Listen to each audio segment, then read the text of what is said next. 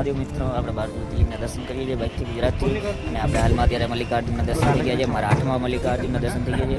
9મું માટે આપણે જઈએ છીએ રામેશ્વર, કારણ કે તમિલનાડુમાં જ છે. 900 કિલોમીટર થાય છે. આપણે એના માટે કરીએ છીએ હર હર મહાદેવ.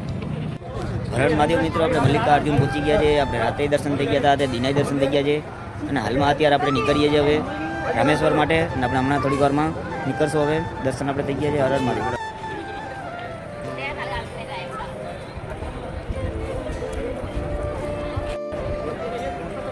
અત્યારે મંદિરથી આગળ આવી ગયા ને આપણે અત્યારે રામેશ્વર માટે નીકળી ગયા છે. 50 કિલોમીટર જેવું આપણે કાપી લીધું છે. 900 કિલોમીટર આપણે કાપવાનું છે. તો લગભગ અંદાજે આ નેશનલ હાઈવે આવી ગયો છે.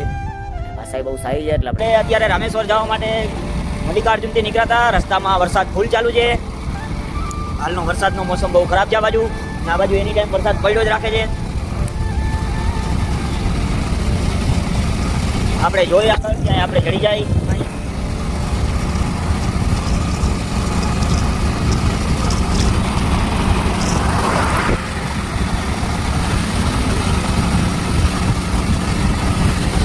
અહીંયા તો આપણે પગ અને થમ્સઅપ જેવી છે. તો આપણે અત્યારે ચેક કરીએ જ ભાઈ કે આપણે ભાવે એમ છે કે નહીં, તો પછી આગળ બીજું મંગાવશું. રામેશ્વર માટે નીકળી ગયા છે. 100 કિલોમીટર જેવું કપાઈ ગયું છે. આપણે મારા અંદાજે 70-100 તો ફાઇનલ થઈ જ ગયું છે.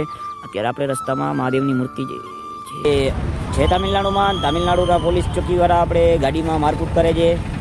અને આપણે કીધું એને કે રૂમમાં આગળ જોઈ છે, પણ આ લોકોને શરમનગર લાજ તો છે નહીં અહીંની પોલીસને કંઈ.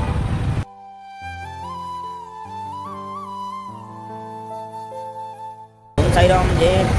અને આપણે જવાનું છે અત્યારે રામેશ્વર. તો રસ્તામાં આપણે હોટલ રાખી છે, એટલે ઓમ સાઈરામમાં ચા પીએ છીએ. ત્યાં સારી જાય નહીં. હર હર મહાદેવ. હર હર મહાદેવ એસએલવી હોટલ છે. ને આપણે આજ રાત અહીંયા રોકાવાના છે. અને આપણે એની મોર્નિંગ ટાઈમે સવારે રામેશ્વર માટે નીકળી જાવ. હર હર મહાદેવ. હા મિત્રો, હર હર મહાદેવ કે આપણે રૂમ ચડી ગયું હતું વહેલું. મિત્રો હર હર મહાદેવ કે આપણે અત્યારે હોટલ ચડી ગઈ હતી. તો આપણે અહીંયા છે અત્યારે. ને અત્યારે આપણે હાલમાં આપણા અહીંથી સલાડ ને બધું એવું લીધું છે મેં. અને ઘરેથી ચેવડો બધું ને તૈયારી છે મારું બધું. કેમ ગાયનું ખાવાનું આપણે ભાવતું નથી, એટલે ઘરનું લઈને આપણે ખાઈ જઈએ.